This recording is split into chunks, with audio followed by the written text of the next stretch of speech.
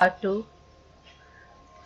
आज हमने करना है आइलेट्स ऑफ लैंगरहैंस या पैंक्रियाज। आइलेट्स ऑफ लैंगरहैंस असल में हम ग्रुप ऑफ सेल्स को कहते हैं जो कि इंसुलिन और ग्लूकागोन की प्रोडक्शन को हमारी ब्लड में कंट्रोल कर रहे होते हैं, जो कि डिफरेंट फंक्शंस परफॉर्म करते हैं। असल में आइलेट्स ऑफ लैंगरहैंस को इन टर्न जो है वो पिट्यूटरी ट्रोफिक हार्मोन STH और ACTH, ये दोनों जो कि एंटीरियर लोब से रिलीज होते हैं, वो इनकी प्रोडक्शन को कंट्रोल कर रहे होते हैं। आइलेट ऑफ लैंगरहैंस में ग्रुप ऑफ सेल्स होते हैं जिसमें अल्फा और बीटा सेल्स प्रेजेंट होते हैं। जो बीटा सेल्स होते हैं वो लार्ज नंबर में, जिस तरह को यहाँ पे लार्ज नंबर में जो सेल नजर आ रहे हैं ये बीटा सेल्स हैं, और जो बीटा सेल्स जो हैं वो इंसुलिन की प्रोडक्शन करते हैं, और अल्फा सेल्स जो हैं वो स्मॉलर अमाउंट में प्रेजेंट होते हैं और ये ग्लूकागोन की प्रोडक्शन करते हैं। इंसुलिन जो है वो ब्लड में ग्लूकोज के लेवल को कंट्रोल करता है या डिप्रेस करता है, और ग्लूकोज को हमारी बॉडी का पार्ट बनाता है, या हम कहते हैं ग्लूकोज को यूटिलाइज करवाता है। इसके अलावा बीटा सेल जो हैं जो इंसुलिन प्रोड्यूस करवाते हैं, ये क्या करते हैं असल में इंसुलिन जो है वो ग्लूकोज को जो हमारे ब्लड में होती है उसको कन्वर्ट करवाते हैं लिपिड्स में या प्रोटीन में, ताकि वो ग्लूकोज का लेवल ब्लड में रिड्यूस कर सकें। इसी वजह से हम कहते हैं कि इंसुलिन जो है वो इनहिबिट करती है हाइड्रोलिसिस ऑफ ग्लाइकोजन, क्योंकि जब लीवर में, हमें पता है कि हमारे लीवर में और हमारे मसल्स में जो है वो स्टोर होती है ग्लाइकोजन, एनिमल स्टार्च है जो कि हमारे मसल्स में और लीवर में स्टोर होती है। और जब ये ग्लाइकोजन जो हमारी बॉडी में ग्लूकोज का लेवल कम होता है तो ग्लाइकोजन जो है वो कन्वर्ट होती है ग्लूकोज में, लेकिन इंसुलिन जो है वो इनहिबिट करवाता है, यानी कि इसकी हाइड्रोलिसिस नहीं होने देता, बल्कि ये बाउंड फॉर्म में रखने की कोशिश करता है ताकि ब्लड में ग्लूकोज को रिड्यूस किया जा सके। अगर इंसुलिन जो है फेलियर हो जाए इसकी प्रोडक्शन, यानी कि बीटा सेल्स में अगर कोई म्यूटेशन हो जाए और ये इंसुलिन ना प्रोड्यूस हो, तो जो डिजीज होती है that is called diabetes mellitus, जिसमें ब्लड में ग्लूकोज का लेवल जो है वो इंक्रीज कर जाता है। इसके सिम्टम में हाई ब्लड शुगर लेवल आ जाता है। शुगर जो है वो हाई होने की वजह से हमारे यूरिन में भी प्रोड्यूस होनी शुरू हो जाती है, रिलीज होनी शुरू हो जाती है, और बॉडी का ऑस्मोटिक इक्विलिब्रियम जो है वो डिस्टर्ब हो जाता है और नर्वस डीअरेंजमेंट हो जाती है। इसके अलावा टॉक्सिक मेटाबोलाइट्स जो हैं, जिस तरह जो फैट में से हैं वो ग्लूकोज एनर्जी को जो यूज़ करते हैं, ग्लूकोज एनर्जी को ऑक्सीडेशन के लिए, वो अक्यूमुलेट हो जाते हैं हमारी बॉडी के अंदर। इसके अलावा किडनी जो है वो भी अफेक्ट होती हैं, किडनी का फंक्शन जो है वो लॉस होना शुरू हो जाता है। इसके अलावा बॉडी जो है वो डिहाइड्रेटेड हो जाती है। और अगर इंसुलिन, ये तो सारी कंडीशन थी अगर इंसुलिन जो है वो कम अमाउंट में प्रोड्यूस हो। अगर ज़्यादा अमाउंट में प्रोड्यूस होना शुरू हो जाए तो हमारी बॉडी जो है वो बहुत ज़्यादा इंसुलिन को यूज़ करना शुरू कर देती है, जिसकी वजह से ब्लड में ग्लूकोज का लेवल बहुत ज़्यादा कम हो जाता है। इसे बोलते हैं हाइपोग्लाइसीमिया, जिसमें ब्लड का ग्लूकोज लेवल बहुत ज़्यादा लो हो जाता है, और इसकी वजह से हमारा नर्वस सिस्टम भी अफेक्ट होता है और मसल्स में क्रैम्प्स होने शुरू हो जाते हैं, जिस तरह पुल होने शुरू हो जाते हैं मसल्स बॉडी के।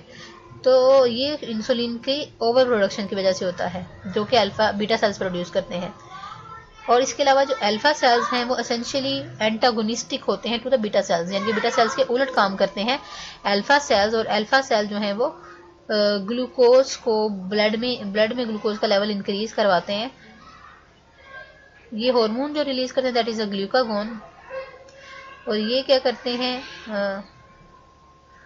ये प्रमोट करते हैं break down of the glycogen, यानी कि लीवर में और मसल में जो ग्लाइकोजन होती है उसको ये प्रमोट करते हैं, उसकी हाइड्रोलिसिस करवाते हैं और उसको कन्वर्ट करवाते हैं किसमें, ग्लूकोज में, ताकि ब्लड में ग्लूकोज का लेवल इंक्रीज हो जाए।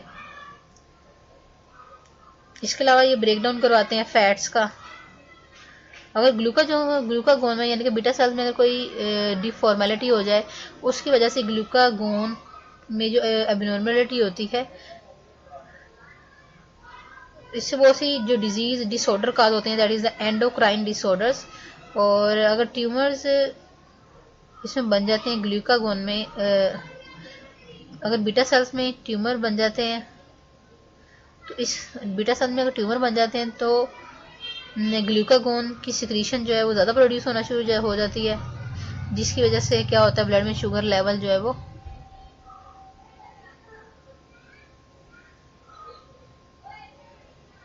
इंक्रीज होना शुरू हो जाता है, और इससे अल्फा सेल्स अफेक्ट होते हैं।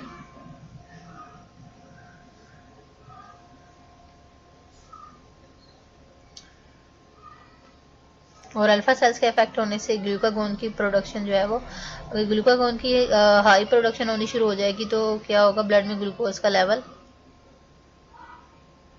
डिक्रीज होना शुरू हो जाएगा, क्योंकि ये ब्लड में ग्लूकोज का लेवल इंक्रीज करवाते हैं। उसके बाद आ जाते हैं एड्रिनल ग्लैंड्स। एड्रिनल ग्लैंड असल में अ पेयर ऑफ ग्लैंड्स हैं जो कि हमारी किडनीज के ऊपर प्रेजेंट होते हैं, क्योंकि किडनी को हम रीनल कवर्ड किडनीज के लिए यूज़ करते हैं, और किडनी में दोनों किडनी जो पेयर ऑफ किडनीज है, इन पे जो है वो एड्रिनल ग्लैंड प्रेजेंट होते हैं किडनी की टॉप पे। और ये एड्रिनल ग्लैंड अगर इसका क्रॉस सेक्शन किया जाए तो इसके दो पार्ट नजर आते हैं, जिस तरह किडनी के इंटरनली दो पार्ट होते हैं। एक बाहर वाला हिस्सा होता है जो कोई लाइट नजर में नजर आ रहा है, दैट इज अ कॉर्टेक्स, जिसे बोलते हैं एड्रिनल कॉर्टेक्स। जो इनर पार्ट होता है इसे बोलते हैं एड्रिनल मेडोला। ये दोनों जो है, मेडोला जो है वो प्रोड्यूस करता है हॉर्मोन्स एड्रिनलाइन। मेडोला में से जो हार्मोन प्रोड्यूस होते हैं एड्रिनलाइन, एपिनेफ्राइन और नॉन एपिनेफ्राइन। और एड्रिनल कॉर्टेक्स से जो हार्मोन रिलीज होते हैं इनमें कोर्टिकोस्टेरॉइड और एंड्रोजेनिक हार्मोन और एल्डोस्टेरोन जो है वो कोर्टेक्स में से रिलीज होता है। तो ये दोनों हार्मोन जो है बॉडी की डिफरेंट फंक्शनिंग को कंट्रोल कर रहे होते हैं। एड्रिनल और नॉन एड्रिनलाइन हार्मोन सबसे पहले देखते हैं। जो एड्रिनलाइन और नॉन एड्रिनलाइन हार्मोन जो कि मेडोला से रिलीज होते हैं, ये इस स्ट्रेस सिचुएशन में स्क्रीट होते हैं। ये हार्मोन जो मेडोला से रिलीज होते हैं एड्रिनलाइन और नॉन एड्रिनलाइन, जब ये स्ट्रेस सिचुएशन में स्क्रीट होते हैं तो ये क्या करते हैं, इससे असल में ब्लड वेसल जो है वो डायलेट हो जाती हैं बॉडी के कुछ पार्ट्स में, जिस तरह स्केलेटन मसल्स में है, ताकि हमारी बॉडी जो है वो फाइट करने के लिए या वहाँ से फ्लाइट करने के लिए तैयार हो जाए। इसके अलावा हार्ट बीट जो है, हार्ट बीट इंक्रीज हो जाती है। नॉन एड्रिनलाइन हार्मोन जो है वो कंस्ट्रिक्ट करते हैं ब्लड वेसल्स को सर्टेन एरियाज में। वो मतलब गट में उस टाइम हमें डाइजेशन का प्रोसेस नहीं हो रहा होता, और ये दोनों हार्मोन जो हैं वो साइनर्जिस्टिकली यानी कि इकट्ठे मिलके काम करते हैं ब्लड प्रेशर को इंक्रीज करवाने में। एड्रिनलाइन और नॉन एपिनेफ्राइन या नॉन एड्रिनलाइन जो है वो रिलीज करते हैं ग्लूकोज को लीवर से, ताकि ग्लाइकोजन की जो है हाइड्रोलिसिस करवाते हैं, लीवर से ग्लूकोज रिलीज करवाते हैं ताकि वो सिंपैथेटिक सिस्टम पे इफेक्ट कर सके।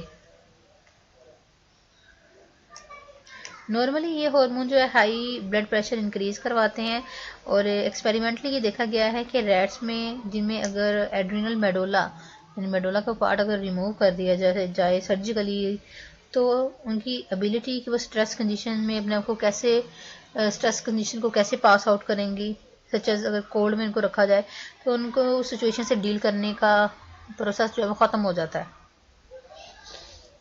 उसके बाद आ जाते हैं कॉर्टिकल हॉर्मोन्स जो कि एड्रिनल कॉर्टेक्स में से रिलीज होते हैं। ये active all the time active यानी कि रिलीज होते हैं, लेकिन शॉक और स्ट्रेस सिचुएशन में और इन्फेक्शन में इनका एक्टिविटी ज़्यादा हो जाती है। कोर्टिसोल जो है वो असल में ग्लूकोकोर्टिकोइड हार्मोन है जो कि ब्लड का ग्लूकोज लेवल इंक्रीज करवाता है, और एटीपी से प्रोटीन से भी, प्रोटीन और इंसुलिन से एंटागोनिस्टिकली ये वर्क करते हैं।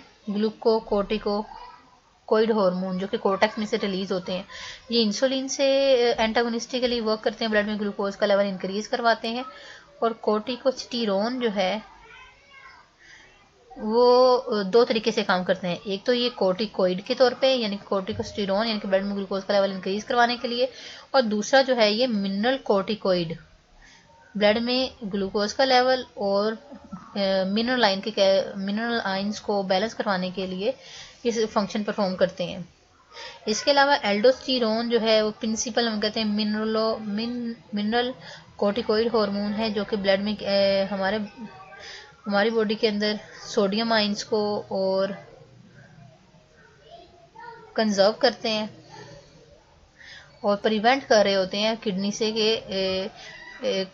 से मिनिमम लॉस हो सके और मैक्सिमम जो है वो सोडियम आयन हमारी बॉडी में कंजर्व रह सके। इसी वजह से अगर कहते हैं कि एड्रिनल कॉर्टेक्स को डिस्ट्रक्शन हो जाए इसमें, यानी कि इसके इस वाले पार्ट में अगर डिस्ट्रक्शन हो जाए तो इससे दो किस्म की डिजीज़ होती हैं। एडिसन डिजीज़, जिससे जनरल डिस्टर्बेंस हो जाती है। एडिसन डिजीज़ में बॉडी जो वेट है वो लॉस हो जाता है, फटीग हो जाती है, वीकनेस हो जाती है और बॉडी का जनरल मेटाबॉलिक प्रोसेस जो है वो डिस्टर्ब हो जाता है। मसल का एक्शन जो है वो लॉस हो जाता है, बंदा सुस्त हो जाता है।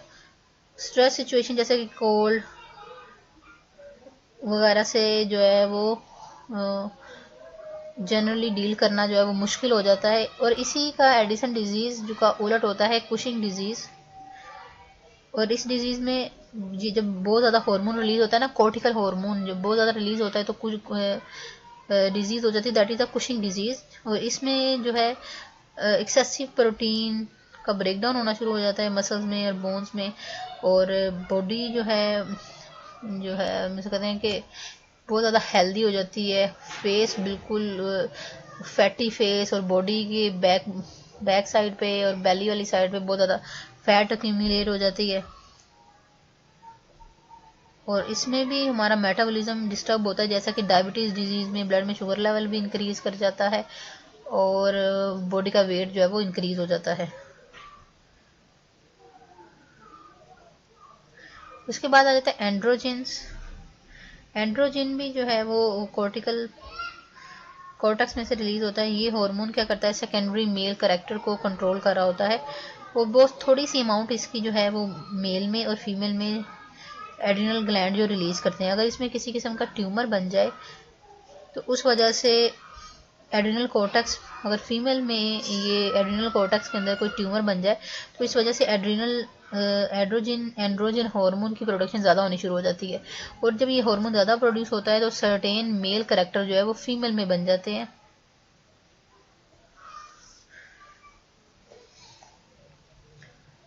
उसके बाद आ जाता है गट। ये आपकी बुक में भी दिखाई गई है डायग्राम। ये एड्रिनल अंदर वाला जो मेडोला है और बाई वाला कॉर्टेक्स है, जो कि कोर्टिकोस्टेरॉइड, टेस्टोस्टेरोन, एंडोस्टेरोन रिलीज करता है, और इनर जो एपिनेफ्राइन, नॉन एपिनेफ्राइन। उसके बाद आ जाता है गट। गट जो है जो हमारा गट यानी कि हमारा डाइजेस्टिव सिस्टम जो है, इसमें भी बहुत से हार्मोन जो है वो रिलीज होते हैं। दो इम्पोर्टेंट हार्मोन, एक तो आ जाता है गैस्ट्रिन, दूसरा आ जाता है स्क्रिटिन। गैस्ट्रिन जो हार्मोन प्रोड्यूस होता है by the mucosa the pyloric region, यानी कि स्टमक के अंदर जो पाइलोरिक रीजन कार्डिक रीजन होता है जो हार्ट के पास होता है, दूसरा जो लोअर रीजन होता है जिसे पाइलोरिक रीजन बोलते हैं, इसमें से जो हार्मोन प्रोड्यूस होता है दैट इज अ म्यूकोसा। ये हार्मोन जो है वो स्टिमुलेट करता है गैस्ट्रिक जूस की प्रोडक्शन को। और ये हार्मोन कब रिलीज होता है, इन्फ्लुएंस ऑफ प्रोटीन, जैसे इसी प्रोटीन का स्टिमुलस मिलता है, जैसे कोई गोश्त वगैरह खाते हैं या प्रोटीन वगैरह अंडा लेते हैं तो ये हार्मोन जो है वो प्रोड्यूस होता है ग्लूकोसा, जो कि स्टिमुलेट कर देता है गैस्ट्रिक जूस की प्रोडक्शन को। इसी तरह स्क्रिटिन हार्मोन जो है वो डोडेनम, जो कि स्मॉल इंटेस्टाइन का फर्स्ट पार्ट आ जाता है, वहां से जो हार्मोन रिलीज होता है बोलते हैं स्क्रिटिन। स्क्रिटिन जो है जब हम कोई एसिडिक फूड जब डोडेनम के फर्स्ट पार्ट को टच करती है तो ये हार्मोन जो है वो रिलीज होता है। और इसके अलावा ये अफेक्ट करता है कि बाइल की प्रोडक्शन लीवर में से कितनी को नहीं है। इसके बाद आता है गोनेट्स। ओवरी एस्ट्रोजन हार्मोन जो है by the ripening of follicles की राइपनिंग से एस्ट्रोजन हार्मोन जो है वो रिलीज होता है, जो कि इनिशिएट करता है फॉलिकल स्टिमुलेटिंग हार्मोन को पिट्यूटरी ग्लैंड से। एस्ट्रोजन हार्मोन जो है वो सेकेंडरी सेक्सुअल करैक्टर जो फीमेल में होते हैं, जिस तरह यूट्राइन वॉल जो है उनकी थिकनिंग करवा देता है, और इसके अलावा मेंस्ट्रुअल साइकिल को कंट्रोल करता है, हीलिंग के प्रोसेस को, हमारी बॉडी में जो हीलिंग का प्रोसेस हो रहा होता है जिससे यूट्राइन वाल रिपेयर होती हैं, उसके लिए बॉडी को रेडी करता है। अगर इस हार्मोन की डेफिशिएंसी हो जाए तो मिच्योर जो फीमेल जो है उनकी मिच्योरिटी भी अफेक्ट करता है, सेक्सुअली मिच्योर नहीं होती और वो स्ट्राइल हो जाती हैं, एडल्ट जैसे एडल्ट होती हैं तो स्ट्राइल हो जाती हैं अगर ये हार्मोन ना रिलीज हो। इसी तरह प्रोगेस्टेरोन हार्मोन जो है वो इन्वॉल्व होता है रैप्चरिंग ऑफ द फॉलिकल्स में in response to the luteinising hormone, यानी कि ल्यूटेनाइजिंग हार्मोन का जब इसे स्टिमुलस मिलता है तो ये फॉलिकल्स को रैप्चर करवाता है जहाँ से वो एग या ओवम की फॉर्म में रिलीज होते हैं। और फर्दर जो मजीद फॉलिकल स्टिमुलेटिंग हार्मोन जो है वो इसकी प्रोडक्शन जो है वो इनहिबिट होती है बाय द प्रोगेस्टेरोन, यानी प्रोगेस्टेरोन मजीद फॉलिकल्स की डेवलपमेंट नहीं होने देता। जब एक दफ़ा उनकी जब वो फॉलिकल एक दफ़ा जो है वो रैप्चर हो जाती हैं। इसके अलावा ये इफेक्ट करता है यूट्रस पे, यूट्राइन वॉल की थिकनिंग में, वास्कुलराइजेशन में, और बॉडी को प्रिपेयर करने में, सर्टेन स्टेट में बॉडी को जो है वो प्रिपेयर करने में ये मेजर रोल है इसका। उसके बाद आ जाता है टेस्टिस। टेस्टिस जो है वो क्वाइल्ड सेमिनिफरस ट्यूब्यूल्स पे कंसिस्ट करती हैं जिसके अंदर जो है वो ट्यूबुलर सिस्टम होता है और internal intestinal cells gonadal hormone produce करते हैं जिसे हम बोलते हैं टेस्टोस्टेरोन और 17 बीटा हाइड्रोक्सी टेस्टोस्टेरोन। ये हार्मोन जो है वो मेल के सेकेंडरी कैरेक्टर्स को कंट्रोल करते हैं और इसी से मेल में सेकेंडरी कैरेक्टर प्रमोट होते हैं जो कि उसकी बॉडी की डेवलपमेंट में और उसको मेच्योरिटी में जो है वो हेल्प करते हैं। अगर ये हार्मोन जो है ना रिलीज हो तो ये कम रिलीज हो तो मेच्योरिटी भी मेल जो होते हैं वो भी जो है वो स्ट्राइल हो जाते हैं।